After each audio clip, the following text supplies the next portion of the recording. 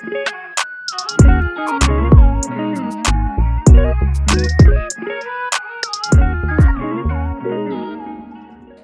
this is Lola, but you can call me Lola if you like. Hi, this is Velisa, and you can call me Vels if you want. And this is the Everybody Hates HR pod episode 57. Whoop, whoop, whoop, 57. I don't really have a fun fact for 57. Oh, you don't have a fun fact for 57? No. What happens at the age of 57?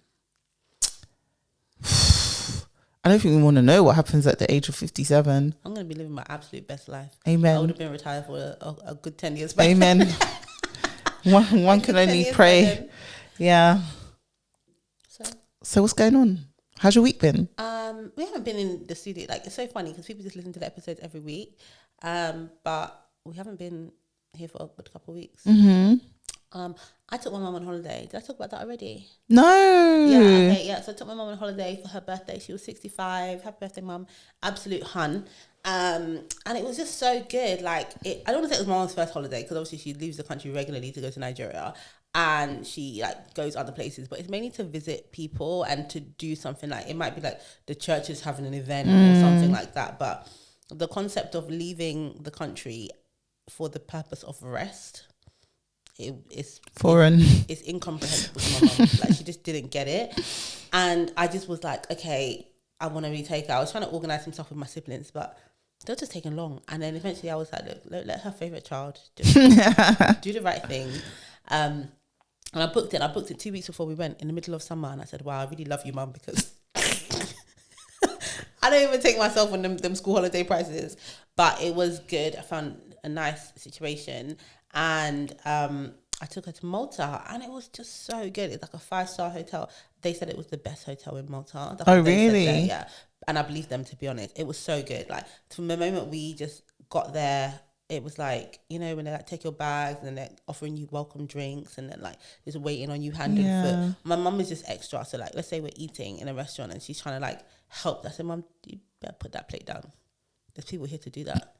And my mum found, like, there was a couple, like, Nigerian people working in the hotel, and my mum managed to locate them. And then by the end of it, they're calling her mama, like, and auntie, and she exchanged numbers with them. And I'm like, why are you, what are you, like, what? And then, like, they will now be coming to her at breakfast, and they'll be like, oh, yeah, like, it's not out here, but, you know, we can make iced coffee. So, you know, do you want us to make you a special iced coffee? And I was like, oh, don't worry, but no, it's fine, don't worry, don't hassle yourself. But, like, she was just so gassed for the whole trip. And like, we went to the beach, we rested by the pool, we went on excursions. Like, it was obviously like, honestly, it was like, it's one of my proudest moments in life. Like, I've never, like, I can't explain it. Like, you know, like, obviously I'm not in a position where I can buy a house for my mum yet, right? But like, I understand, like, that's what it is. I was like, wow, like, I'm able to do this for you. And it's not like, not necessarily your mum couldn't go because of the money, but just the experience, and like, she would have just never done it for herself. Yeah. But yeah, it was so good. And I was like, should I have done it sooner? But I was like, no, I'm glad that she got to like enjoy her birthday like the way she should. I just love her. Like, it was so good. It was really good. She gave us influencer. Yeah, exactly. I was taking pictures. I was showing her how to pose. Like, she was really enjoying. Like, and I was like, I posted some pictures. I was like, oh, look, mum, everyone's wishing you happy birthday. She, oh, really, me? Oh, so that's sweet. Like, it was the best. 4 days, I think. We went from early Friday to like very late on Monday, and it was enough though. Yeah, that was enough. That's the timeline. That's the time frame. I've realized, like, that's it, because when we was going to the airport, I was starting to get like, okay, I'm ready to be home now. Time to go. Obviously, because this was about her, it was fine for her to be like the one making all the decisions and stuff. Like, well, for to be the ones like, I'm trying to take her preference into account because it's obviously her birthday, but I love my mum, but I can only spend so much time with her. I've realised, like, it was perfect, but that was the exact perfect amount of time. Yeah, no, I think 4 days is a nice amount of time to spend. Because you've been on holiday with your mum. I have. So, well, I went on holiday with her when I was 18, and I decided that would be the last holiday that I did with her. But then I had a child, and I haven't been on holiday without my mum since. If my son comes with us, my mum comes with us. Okay. Yeah, so we haven't been anywhere with my son without my mum. Are you planning to try that? What? Going on holiday with your son and not your mum? Oh, no, not for me. No. But when he's there, it's all right because just here you go. Yeah. And I'll just So do you my actually thing. should probably go and see what it's like. You're giving me, I don't want to. No. But it is nice though. Like we went to Morocco and she really enjoyed it. We went to Future Ventura and it's the same thing. Like they never would pick these places if you don't take them. Exactly. Yeah. So that was like the most interesting thing that I've done, and it was just wonderful. But that back to reality, back to work. What about you? We live. I feel like you've been busy. Yeah, I have been. You know when things are just a blur. Like I don't know. But the most recent thing is my niece turned 4. And we went to what I thought was Peppa Pig World, but it's actually called Poulton Park. And Peppa Pig World is located in Poulton Park. But Poulton Park is literally like a Fort Park sort of vibes. Okay. Yeah. Is Peppa Pig So World you can... big? Is it big? The actual Peppa Pig Park. Is it pink? Is it big? Oh, is it big? Yeah, it's huge. Yeah. Like there's loads and loads of rides. Like Peppa all Pig the... is really doing bits. Yeah. Like You're even representing today. For it's, Peppa Pig. I was representing Barbie, but okay. Yeah, it is big. But do you know what's wild to me? You know when you go like Chesington and Fort Park and stuff, they're really strict about how tall or how like old your child is. In this park, like my niece literally turned 4 that day, and there was also a 3-year-old there, like one of her little friends. And obviously my son's too young, so he couldn't do it. But they went on some big boy rides. That if it was Fort Park or something, I don't think they would have been allowed. But they were like, as long as you're a meter, you can get on the ride.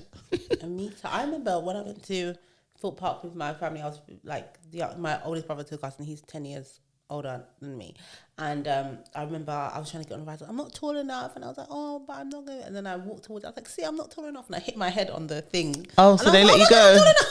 That's like literally memory unlocked. I was like, I'm not tall enough. Then I hit my head on it. I was like, wow. Memories of the short. I'm going on the ride. Yeah, Excuse me? Huh? Memories of the like. See me, I don't remember ever being under 1 meter. So you were born at 6'5"? Maybe. But I don't ever remember being under 1 meter. I was always one of the tallest in school. Is that a flex? I'm just saying, like. Are you not even? You know what? I'm just gonna say it. Well, a lot of these women, took up being. You're not that tall. There's girls outside that are 5'9". There's girls outside that are 5'10". Yeah, I have friends that are that tall, but I'm still tall. How tall are you? I'm 5'7". That's not even that tall. It's tall enough. You're a hater. Is that say? And how tall are you? Huh? How tall are you? 5'4", which is the average height for a woman in the UK. Lola, you're short. Let's move on. Anyway, and so Peppa Pig. Yes, scary. They had like the costumes on. That was creepy. But which of the whole family? Like George and Peppa. And I don't even like Peppa Pig. She's too rude. So where's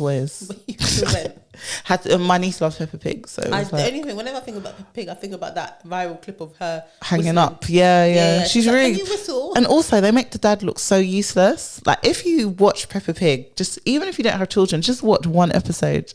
The way that they portray like men and women is crazy. It's like they want to. Anyway, let me not even sound like some conspiracy person. Well, they want to make men seem useless. Basically, I'm gonna be honest. It's not Peppa Pig that's making men seem useless. Whoa.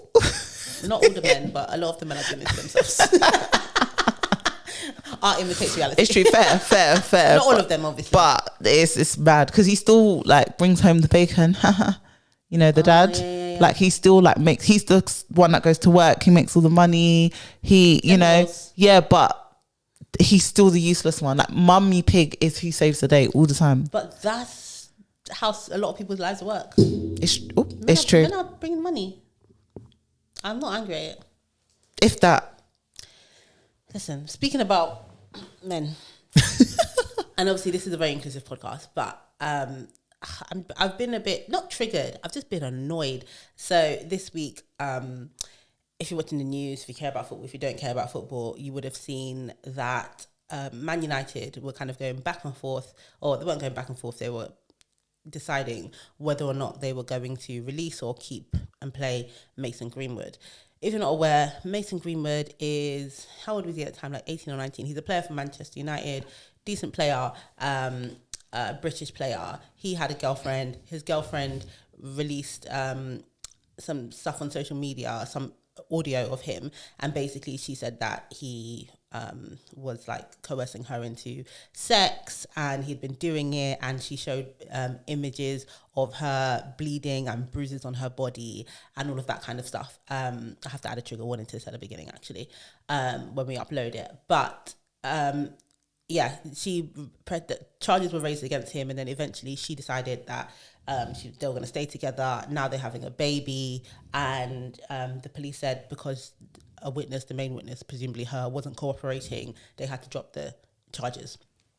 And since then, Mason Greenwood hadn't played in like 2 years now. And everyone's been like, oh, what's going to happen now that the kind of case is closed? Is he going to come back? Is he not coming back? Blah, blah, blah. Man United this week have decided, released this apparently mutual agreement, not mutual, don't know. But they've basically said that he will not be playing for Man United anymore. And some people, I'd say rightly so, are like, yeah, like he shouldn't. And a lot of Man U fans, yeah, men, women, everyone, has just been like, if you let this guy come back, we will not be supporting this club anymore. Like, respect is gone. And the others I would say are very useless people. And I would say from the comments that I've seen, mainly men, are saying stuff like he wasn't found guilty because obviously he didn't go to trial.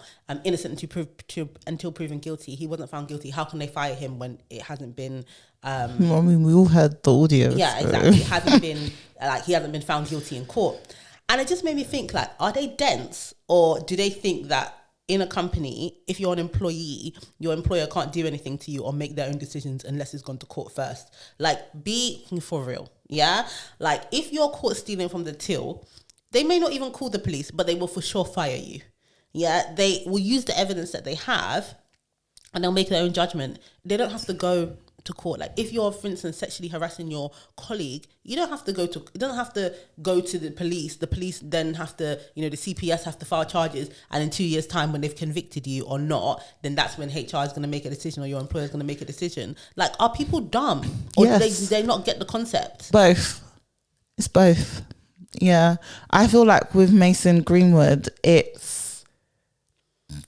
I think some people find it hard to compute that what he did was just point blank wrong. I think people are adding the extra context of it's his girlfriend, they're back together, they're having a baby, so it kind of like it should forgive him. Why shouldn't we? Exactly. I think that's those fans that are feeling away that's the perspective that they're looking at it from. Yeah, because they're useless, and that if you hate women, just say so. Like, genuinely, because you don't have enough. You hate women, and you don't have enough empathy in a situation for women to think, this is really bad. And there's this whole like caricature of women being like spiteful.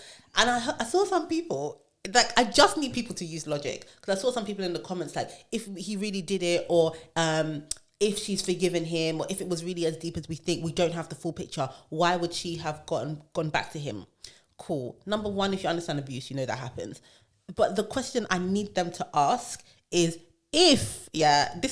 people should listen. If she falsely accused him, or it wasn't as deep as they said, and she then went back to him, why would he take her back? If someone has falsely accused you and ruined your career, why would you then live with them, fund their lifestyle, have a baby with them if you know you didn't do it? And that's the question I need the misogynists to ask themselves. Because they're not asking those questions. These men that hate women are like, oh, yeah. If you know that someone has ruined your career falsely, why would you be with them? Why would you fund their lifestyle? Why would you tie yourself to them for life with a baby? Saying all of that, that's not even relevant to the HR point. The HR point is that Manchester United can do what they want because they're the employer. If you bring your company into disrepute, if you ruin their reputation, if you wear, for instance, your NHS outfit, and then you go... I was thinking, your NHS uniform... You go outside and you start fighting, and someone catches a video of you wearing your NHS uniform fighting, you will probably get fired. And that is it. Mason Greenwood represents Man United, and he did something which a lot of people think is deplorable. Mm-hmm. Do I think Man United care about that? No. Do I think Man United care about their own reputation? Yeah, of course. Like, I think if people forgave Mason Greenwood, fans did, Man United would have. Oh, 100%. That's my take. 100%. But they can do what they want. Yeah. It's everyone's contract in every disciplinary. If you do anything to bring your company into disrepute, to embarrass your company, and one thing Mason Greenwood has done is embarrass himself and Man United, right? You can be fired. That's it. I mean, the crazy thing is he's still going to play football. It just won't be for Man United. Let him go to Saudi Arabia. Yeah, like he'll get paid lots of. Apparently, and I love this video. Apparently, Cristiano Ronaldo came out and said, "No, we don't want him. Don't bring him here. Good. Don't bring him here." Good. And I love that. Good. And obviously, Cristiano Ronaldo don't even like Man United. No, good. Yeah. He's like, nah, we're here. Like, we're building something. Like, don't bring your dregs over here to come and play. So, and obviously, he's the king. So God knows. But yeah, he can go somewhere. There's outside of the UK. There's clubs that won't care. I think he'll stay in the UK and probably just play for a lower league. I don't know if that's going to be possible, you know. I think so. That any club would come under so much scrutiny. But I think if you're a lower league club and you have the opportunity to have Mason Greenwood play for you, you'll take it. Level, you might. Exactly. But I don't know, you know. No, I think so. I don't know. But yeah, I just, from a HR perspective, I just thought people are actually dumb. Like, do you not understand how it works? Like, people that I know some of the people that have commented have been fired before for misconduct, and I know they didn't go. I know they're in their feelings. I know their employer didn't call the police to make that. Like, it's just stupid. So yeah, that was just from a HR perspective. I thought it was really interesting that people actually have no clue. They just don't care. I was listening to I can't remember what the guy's name is. I saw a clip from LBC, which I don't like, but there's the one guy. Is it James O'Brien? I know who you're talking about, but I'm not sure if that's the guy. The one person on LBC. Yeah, have to give some sensible opinions. There was a bunch of callers calling in. One guy called in and he was like, "Look, I've got 3 daughters. I've got sisters and I've got a mum. But the thing is, yeah, what he did was abhorrent. But should it ruin his career? Is it enough he's 19, he should never work again? Like, I just think it's very extreme." And I just thought, like, are you dumb? Like, if you do something, it doesn't matter how old you are. Like, if you get fired, you get fired. If you ruin your reputation, you ruin it. It doesn't matter how old you are. And also, no one's saying he can never work again. There's lots of options to him. He can go to a different club. He can go to a different country. He cannot play football. Shock. Like, you can ruin an opportunity for yourself at any point. He could play football. He can go to a different country. And even if he never plays football again, why are you acting like that's the only option available for him? And also, he's not poor. Yeah, he's not. Far from. He can manage his money. He can go into property. And no one is going to stop him then. He can work for himself. He can buy and refurbish properties and he can think about what he's done for the rest of his life. Fine. He's got a baby to look after now. He can focus on his family. Yeah? Like, I just feel, imagine someone, and he led with, "I've got 3 daughters and you're their dad and you're on big radio talking rubbish." Mate, even the girl's dad, Mason Greenwood, even her dad moves mad, like... I think they're like, wow, this is a good opportunity for you to marry a rich man. Yeah, they did not move with integrity when that was going on. No. But yeah, that's Mason Greenwood. That's my views. Oh gosh. Slightly staying in darker times. I was gonna say this is gonna be a very low episode. it will get higher, but yeah. So obviously we've all seen Lucy Letby in the news. I think this needs a trigger warning as well. So Lucy Letby, trigger warning. for real, she is a nurse, was a nurse in Chester, and she killed, that we know of, 7 babies, premature babies, as she was a nurse that worked in the NICU. And this happened between 2015 and 2016, and then she wasn't brought to trial until The trial happened this year. No, arrested. Yeah, she was charged with it in 2018.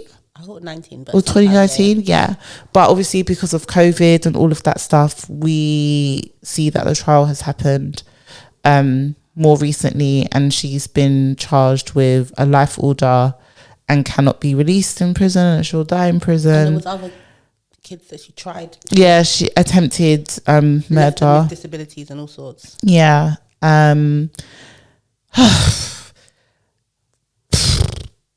Yeah, it's heavy. I guess from a HR perspective, the main thing that people are currently debating or talking about, or observations that they're making, or questions that they're posing, is whether the fact that she was a white woman and I guess attractive or whatever white woman, whether that played a part in how she was treated or how long she was able to perpetrate the crimes, especially because it's not something that was under the radar. Like 2 doctors had said, look, they'd actually formally raised a grievance or raised a complaint that they believe she was associated with what was happening, because they realized, look, whenever all these things are going wrong, she is there, she is present. And was one or both of the doctors Asian? One was white, one was Asian. Yeah, and one of the doctors... Both men. Yeah, both men. One of the doctors was Asian, and basically they did an investigation. God knows what kind of investigation they did, but they did an investigation, HR investigation, internal investigation, and they didn't find the evidence. And actually, I think they sent them to mediation, and they made him apologise to her.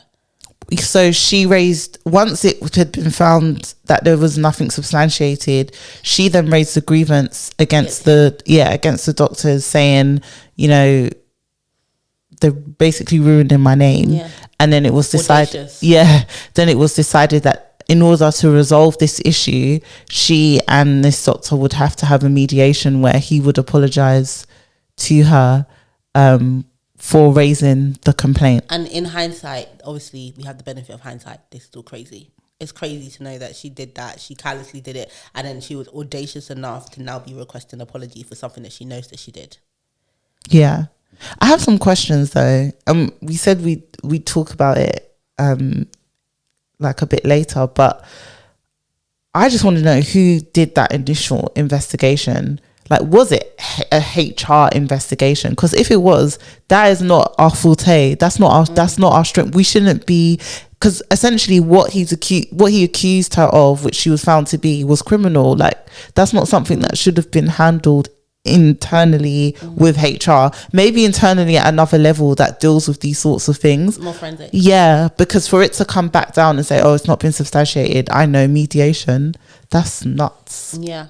But the thing is, obviously, with the benefit of hindsight, there's loads of red flags. One of the main red flags being that she's the only unique person that was available for all of these things. Like, she's the only person that was on shift for every single incident. But again, you need to tie these things together, because it's in the NICU. Like, unfortunately, there's sickly kids in the NICU, or just kids that are a bit compromised because they're just early. So you have to figure out, okay, which kids are... There'll be lots of other kids that are ill. So to tie it together again, like, why would a HR person be able to do that? And that's why it's important to understand when you should get a specialist investigator. Like, HR can do like employee disputes. He said, she said, this is what she did, this person's late, this person's on time. But in terms of getting a HR person to now look at, you know, whether this person has done, as you said, this criminal thing, it's like you need to know when to get help. And I don't even know how it was done. And what we're going to do, actually, we're going to look into the case properly, and we'll come back and we'll like look at how it was handled from a HR perspective that we know. Yeah. Yeah. What would you have done, though? Like, if you were told an investigation was not substantiated and now it's been passed to you as the HR person, what are you going to do? The thing is, it's hard, because making someone apologize for doing that is a bit crazy, because you kind of want people to speak out, and it's okay to, you know, like, see it, say it, sort it. What you see might be nothing, but you want to encourage a behavior where people even have a suspicion that somebody is not doing what they should be doing from a safeguarding perspective, that they raise it. So asking someone to apologize for that sort of situation is really difficult. But obviously, you should be looking into it to see, okay, was this some sort of vexatious allegation? Like, was it done in malice? And if it wasn't done in malice, then it's more of an explaining versus a apology. Yeah, I agree. Yeah, I definitely agree. But yeah, but I would have raised it. I would have said, it's important to put your hands up and know, and this is not my lane.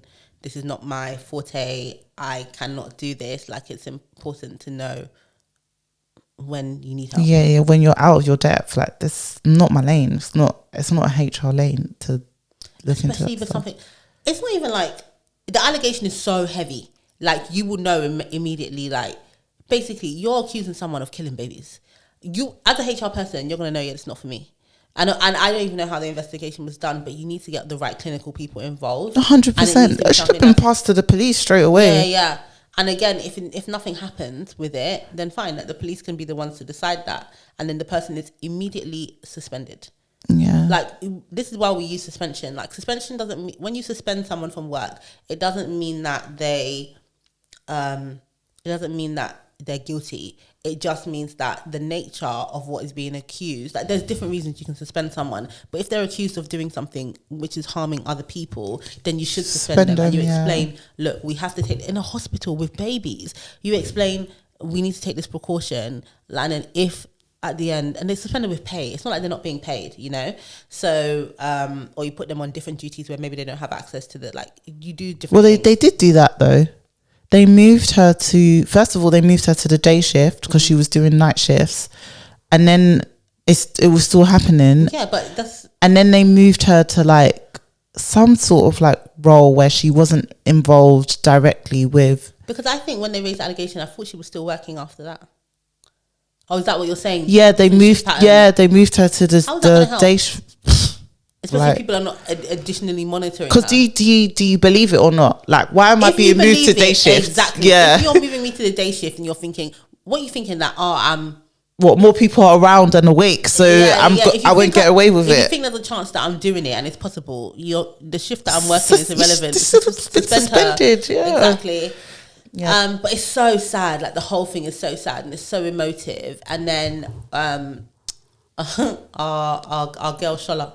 Dr. Shola, yes, has been catching a lot of heat. She has. She basically said that the fact that, you know, if Lucy Letby was a woman of color, then they would have dealt with the allegations more seriously. And she's getting a lot of heat. And the thing is, I get why she's getting a lot of heat because people are so sensitive and stuff like that. But it's a fair observation to make. But I think actually probably the more pertinent observation would have been, it's about who the complainant is versus the people who the allegations are against versus the people who are making the allegation.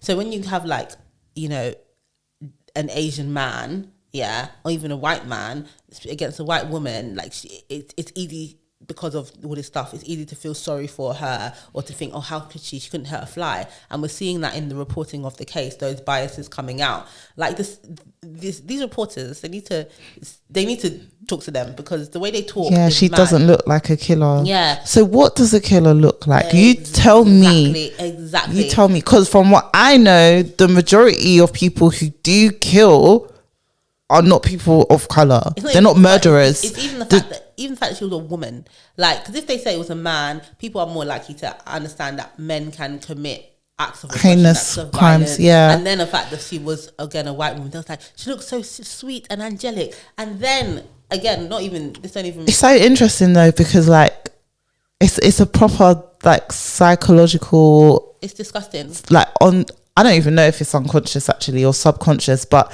I don't look at her and think she looks angelic and, you know, innocent or any of. She just looks like a standard person. Yeah, like a person, and they're like, she was so attractive. But they've associated her with. It's so interesting because she's blonde. Like it's literally crazy. It's the same reason. Yeah, it's the same brand of reporting we saw during the whole Russia-Ukraine thing at the start, when they were like, these refugees people, they don't look like refugees. You know, they don't look like people that should be running from, you know, a war-torn country. Yeah. They don't look like that. Like, this is not what we expect. And that's literally them saying, we expect you people that are causing us issues and coming here and begging us to be brown. We expect, you know, to not feel as sorry for you as we do because you look just like us. And that's why, like, all these people are like, wow, like, you can be looking like that and killing people. Like, people of any color can do heinous things. Yeah. But it's hard for them to get it. And if I don't understand, like, these men have Myra Hindley, they got all these faces, like, loads of people. I don't understand, like, why would you think that, like, I don't know, I just find it strange. It's not rooted in logic. It's just rooted in, it's just bias. But I'm telling you, if I ever do anything mad, I could never obviously do anything like that. But if I ever do anything mad and it's proven, and I'm in the dock, I'm in the court, I don't expect you to come on TV and say, she was such a great girl. You don't need to do that. I don't expect that. So all her friends that are coming out and saying she wouldn't hurt a fly. I know. Clearly she would. Yeah, like why are you embarrassing yourself on TV? Horrible. Coming to be like, oh, I can't, even now it's difficult to believe. It's risky behaviour, to be honest. It's crazy. But I think Dr. Shola, like I don't see any lies in what she said. Like, it's not about the lies, it's about the timing, and people don't want to hear that. Like, they're like, oh, we're grieving as a nation. We're not. Yeah, because no one will ever, like, we're shocked as a nation. We're not grieving as a nation. Like, and they're just like, oh, we don't want to hear that. But her timing would never be she right. Needs the timing to be, she needs to talk about it when it's happening, because it's her brand. Her whole brand is, I want this to be,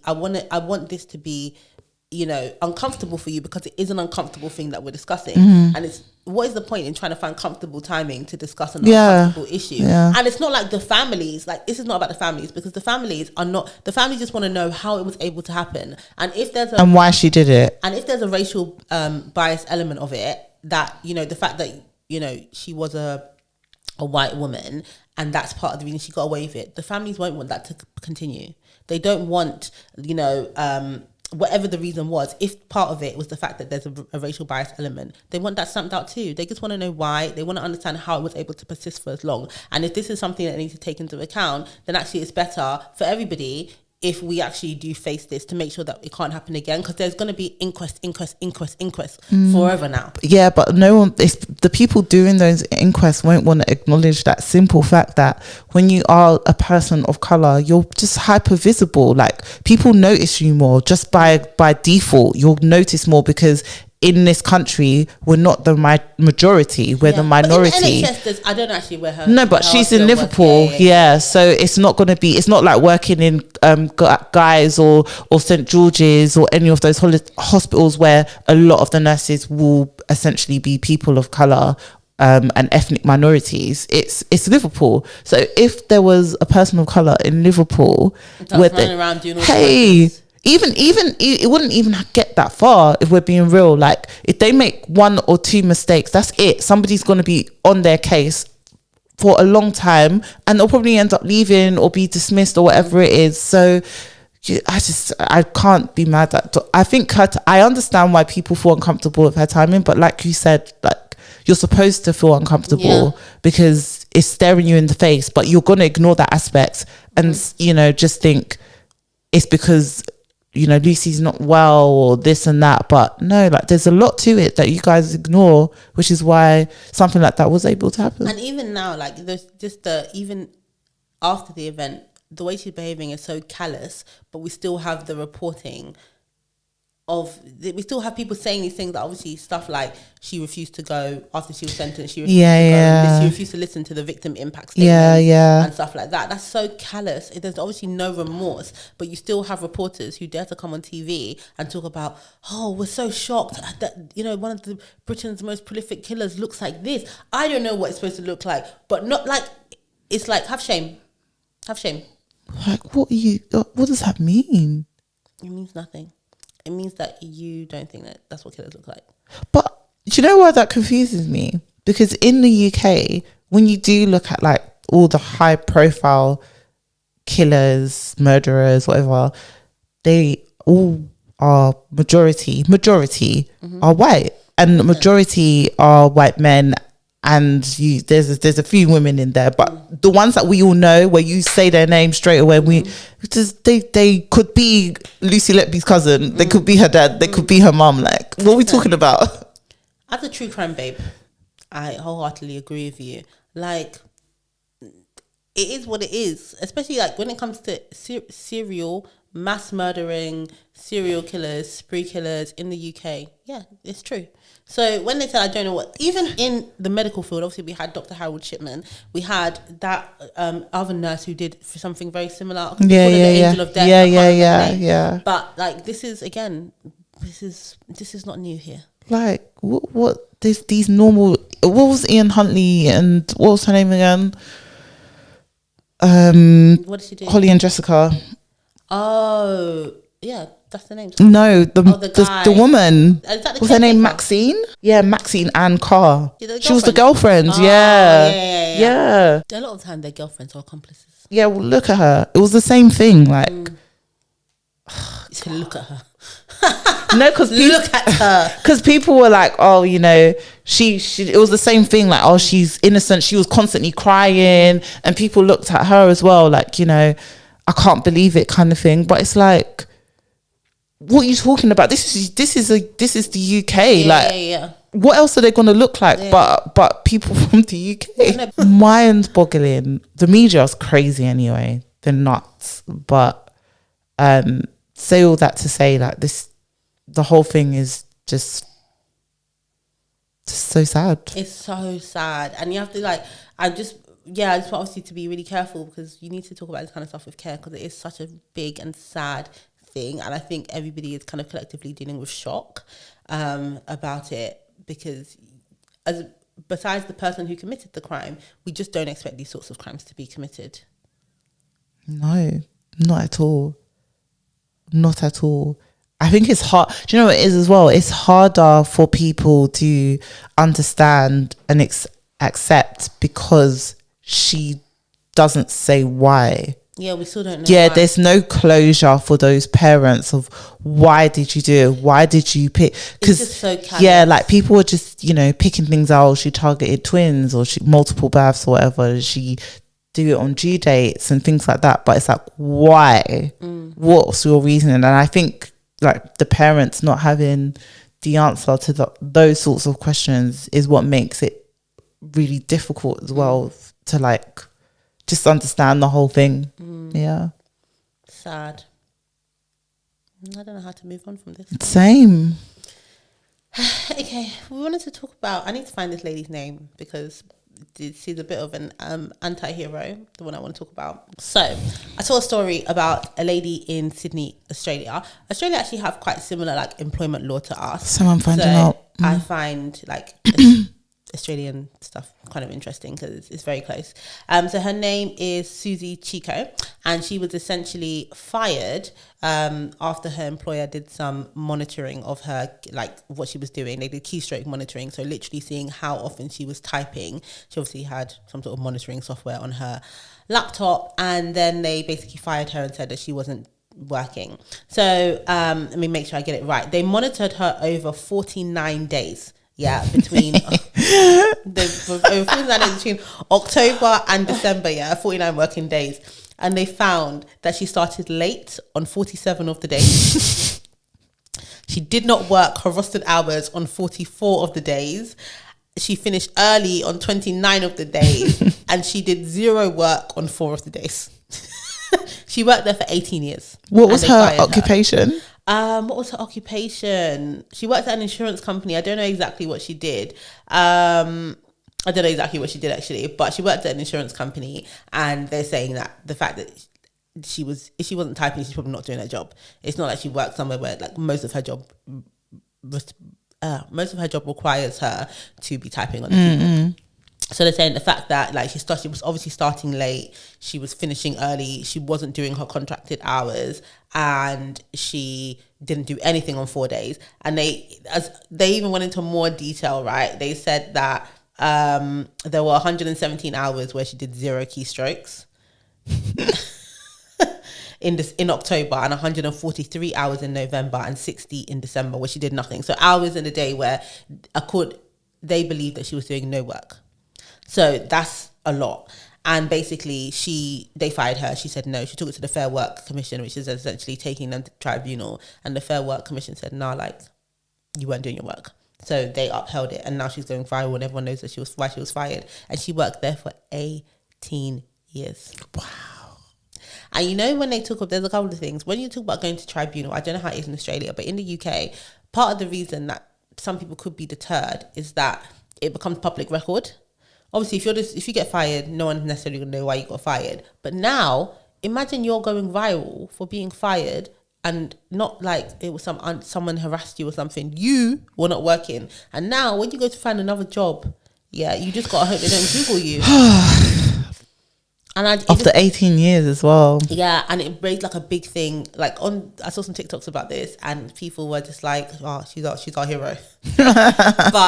And then they were like, is that legal? Is that legal? So I thought it would be good to talk about monitoring in the UK, and, like, whether it's legal, whether it's not. Because I think a lot of people think that, the employer has to tell them, that the employer is not able to do certain things, and they have to tell you explicitly at the time that they're doing the monitoring, which is the case for some and not for others. I just feel like if it's not your equipment, then act like, it's just be a bit thorough. If it's not your equipment, if it belongs to the company, they can pretty much do what they want. And it's like there's usually IT policies. Like intellectual property, like technology property, like all of that stuff that belongs to the company. They can do what they want. They can do what they want with it.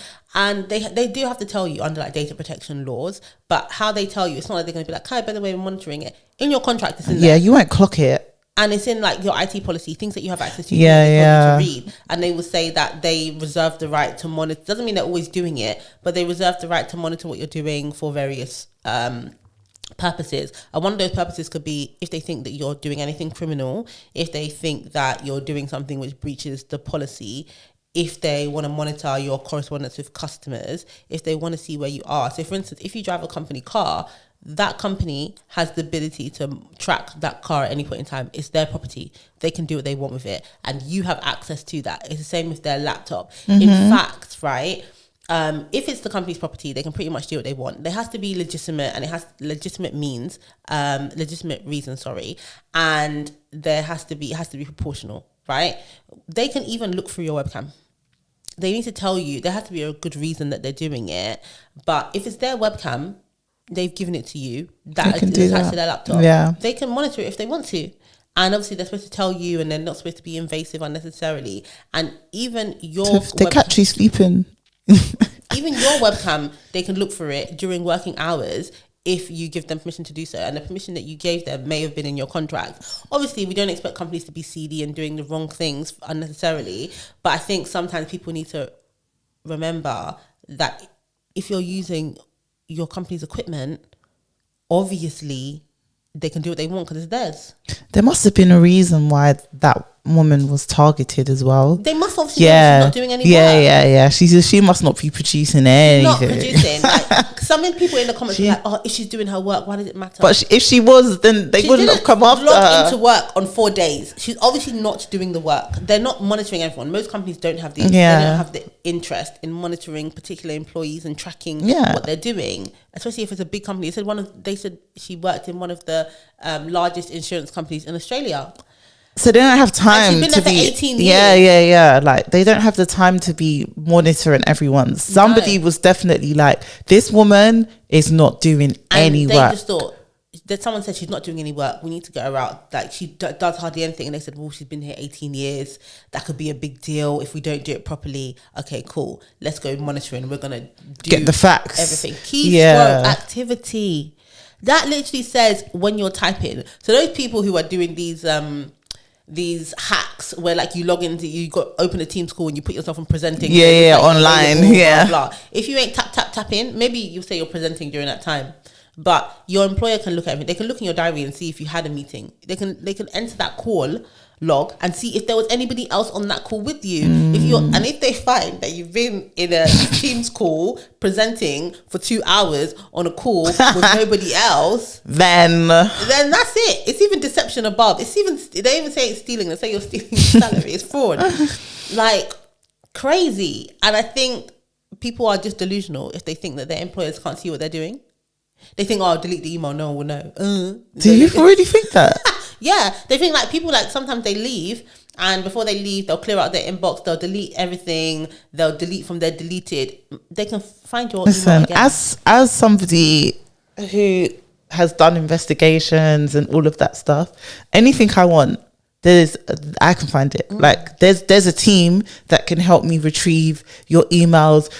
People the worst is when people delete delete messages of like of the Teams chat or the Slack chat, and they can be brought back. Like, of course, they can easily be brought back. All of that stuff. View your messages in real time if they want to. Yeah, like you're using their system. Yeah.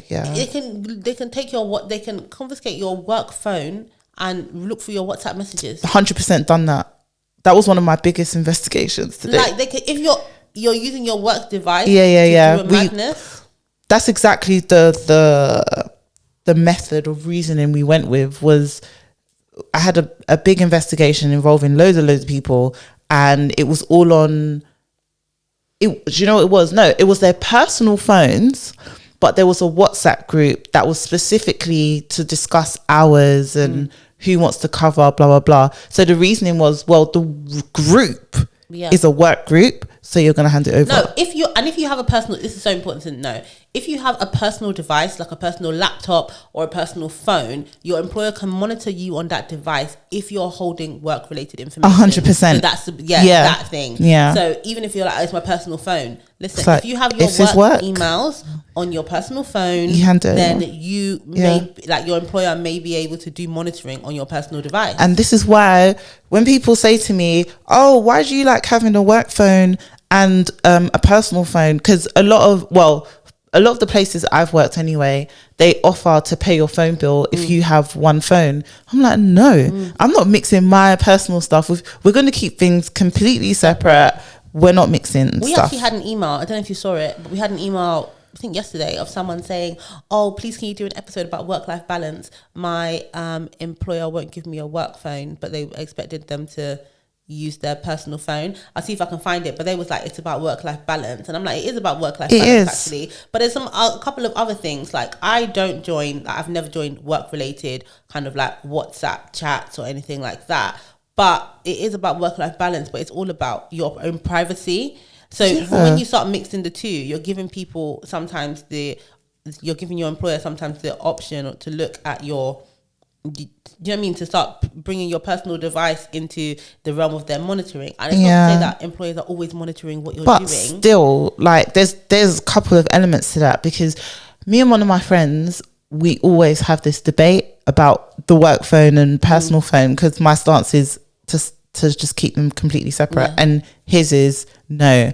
I can like block out this for on weekends. If that's what you want to do it, but no, like, because there's people who don't have boundaries. So actually said, my employer won't give me a work mobile when I requested one, as I'm in lots of work group chats, and it's easier to have emails on like a separate phone.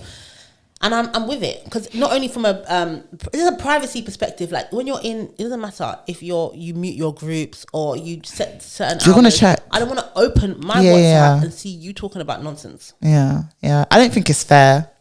It's not fair to expect. Yeah. And I think if you have stuff like work, if you're using, I don't like using WhatsApp for work, but if you're using WhatsApp for work, I don't even have WhatsApp on my work phone. I've got WhatsApp on my work phone, but I've got, like, even though I work for myself, I have a work phone, because I like to have the separation. But and I WhatsApp candidates and stuff like that, but that's because so when I'm not on it on the weekends, you ain't getting nothing from me, or after a certain time. But if you expect your employees to be involved in WhatsApp chats, group chats and stuff, you need to give them the option to have their own phone. And you need to be willing to pay for it. You can't say, "Oh, you already have a phone, so you just join." You can't do that. You should be giving them the option of having. And if they don't want it, that's fine. But you should also. But then expect me not to be able to reply or contact you after working hours, because that's not what this phone is for. After working hours, like, it's not fair. If you're allowing employees to use their own phone for work things, you should really have a bring your own device policy.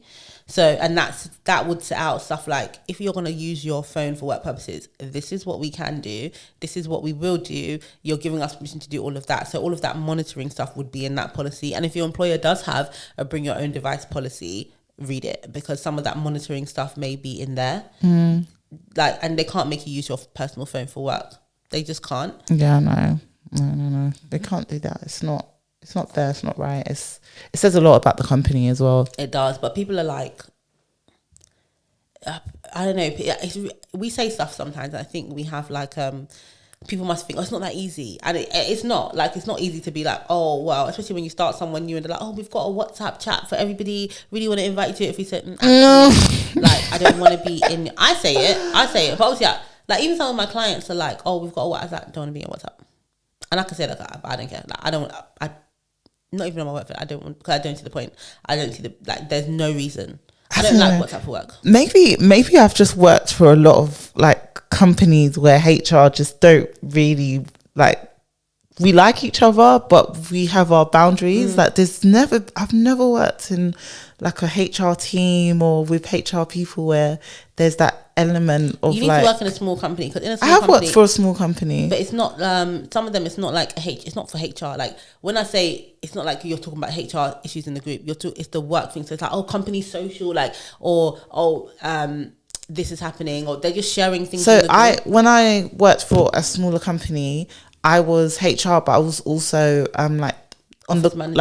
like comm stuff, like for Christmas party. There's no group. Listen, I'm really not a fan of it. I don't think, because there's certain, it even happens on IM for like Teams and Slack and that kind of stuff. But WhatsApp is like one of the worst offenders. I hate WhatsApp in general. Like personally, like I do not like WhatsApp. I hate WhatsApp. Like just the fact that it's so accessible. Groups give me anxiety. I just don't like them. So I've started treating WhatsApp like emails. So I don't reply to WhatsApps now on Saturdays and Sundays. Like my personal one, like I don't. Really? Yeah, Monday to Friday only. Because I don't like it. You need to get WhatsApp for business. That's the way you're moving. That's the way you're moving. But like I get it. Like you don't need to, like you just don't need it. Like you don't need to be using WhatsApp for work. Like it's just very unnecessary. And also the reason I don't like that is because there's a mental thing. Like because people see WhatsApp as a social thing, when you start using WhatsApp to communicate in a workspace, sometimes people are not able to marry the two up properly, so they end up treating it like a social space, and that's how stuff happens. And that's how stuff happens. So 100%. it's stuff that they wouldn't write on email, or they wouldn't write on Teams or Slack, or something they consider to be a work space. They will feel more free on WhatsApp, and that's where you start making those banter jokes, and you've got group chats called like, you know, the lads and stuff, like the work lads or the girl, 100%, like that kind of stuff. And it's like people are starting to say things which they wouldn't say at work because it's WhatsApp, and they just it's too social. Just like keep it on Slack. Literally, just keep it on Slack, keep it on Teams, keep it on whatever other workplace, keep it on all of those chats. Like you can have the app on your phone, and that way, like, you know, I just feel like WhatsApp's too personable and it's too accessible. I, like you said, like being able to differentiate between work channels and personal, like social media. I know on Saturday and Sunday I don't need to open my Slack app if I have it on my phone. Do you know what I mean? WhatsApp, by habit, you open your WhatsApp and you'll open Instagram and all of that stuff. So no, like, so just someone I'm aware. What's the Saturday and Sunday stuff? What, to be honest, you're mad slow on the weekend. You're so slow on the weekend. So I just don't like WhatsApp. Yeah? Have you not noticed though? If you text me, I'll reply to you quicker. What if you text me, I'll respond to you I'm not quicker. Texting you. I text you because iMessage is better at sending. Yeah, I know. But if you text me, I'll reply. Like I had this conversation. I can text you now, but if it's important, I know that's the hotline. Basically, I don't really like calling. Like, I actually like calling, but I don't like. I like being on the phone, but I like to be on the phone to have a conversation. I don't like to be on the phone to tell stuff that I could say in a text. Yeah. So if I'm calling you, actually, do you remember, like, was it a few weeks ago? I texted Velisa, yeah. Oh my gosh, yeah. In the morning. I texted her. Was it even the night before? No, I think I texted her in the morning. It was the morning. Yeah, I texted Velisa in the morning. We were supposed to be recording. And I texted her, I hadn't heard nothing. The message, I think one of them, I think they even stopped delivering. I don't know what happened. Maybe she was in the tunnel, yeah. I texted Velisa and I was like, oh, something about the timing to go to the studio, blah, blah, blah. It was the morning. Then in the afternoon, I texted again. And then by the evening, I was like, no, she's dead. Like, and I called her, yeah. I called her. I think it was like 5 or something. I called her. I said, hello. She picked up. She's like, hello. And I was like, Velisa, are you okay? Do you need help? The thing is, Lola, you watch too much true crime. Yeah? Like, you watch too much true crime. And Velisa, you are in a relationship, so I know that if you went missing, I'm not going to be the first person to know. But I was like, no, something's up. Something's going on. Like, so you have my man's number, like. And then, it's not even like I was texting you. How, like, there are questions that need responses. Yeah. So, and I said to you, if you didn't pick up the phone, I was gonna message your man. You did say that. You did, but it's because you watch too much true crime. It's not. But I said to one of my friends, like one of my newer friends, because she would WhatsApp me, I had to say to her, if you want to continue this friendship, you have to text me. Because if it's WhatsApp, because if it's WhatsApp, you're gonna think that I hate you, and I don't. But I just don't like it. But if you text me, that's like my safe place. But to be honest, most of the stuff I send you doesn't need immediate response. And I text you. No. Okay. When Lola. I'm gonna say it before you say it. I text, like mine is like a stream of consciousness. Yeah. I'm gonna say it because when you're not gonna position it correctly. That's what you was gonna say, isn't it? That's what you was gonna say, isn't it? I know. I can text the things that come to my head as they come to my head. I was just gonna say she harasses me. I can text the things that come to my head as they come to my head. Like it'll be about, I'm like, oh my god, look at this thing. Okay, blah, blah, blah, and I'm just talking to myself. If you look at my text with Velisa, you'll feel like I'm a bugaboo, or like I'm you know, like when you're like, if it was a relationship, they'll be like, that man does not want you. I can send 15 texts to Velisa in a row. I don't need to wait for a response. I will double text. I don't give a X. But I was like, when she sees it, she'll see it. I love that we have that understanding though, because literally Lola will just message me like, "We'll do. Oh, Velisa, look at our analytics."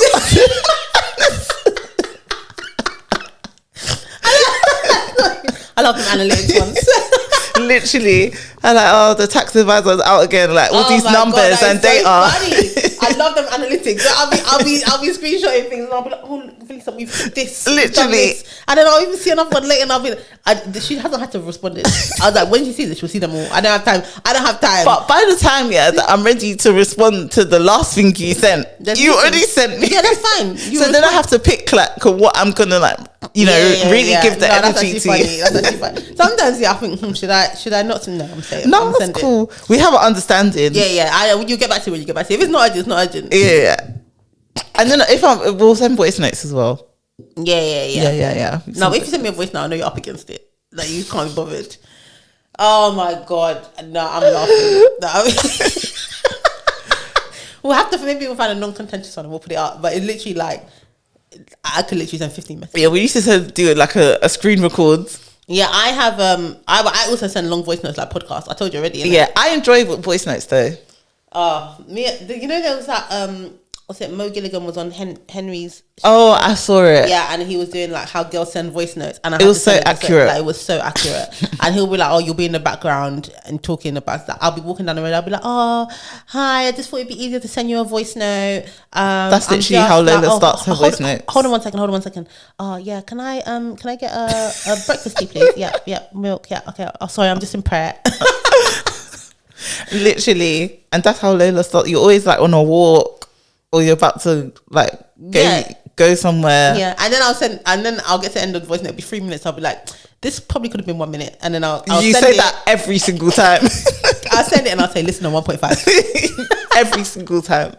But I like that we have the speed on WhatsApp now because it makes it easier. I love it. I'll listen to someone 2 times. I love it. Some people talk really fast though, and I can't listen to them.